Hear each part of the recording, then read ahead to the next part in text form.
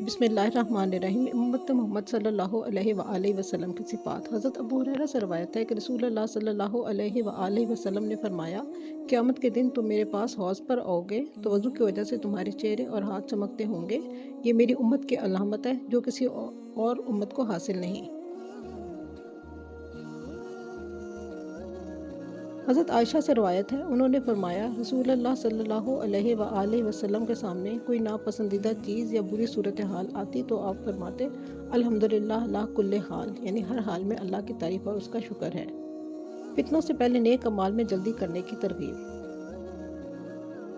हज़रत अबू हुरैरा से रवायत है कि रसूलुल्लाह सल्लल्लाहु अलैहि वआलैहि वसल्लम ने फरमाया, इन फितनों से पहले जो तारीक रात के असूर की तरह छा जाने वाले होंगे, तुम नेक अमाल करने में जल्दी करो। इन फितनों में सुबह को आदमी मोमिन होगा तो शाम को काफिर, या शाम को मोमिन होगा और सुबह को काफिर। अपना दीन दुनियावी सामान के एवज बेचता होगा।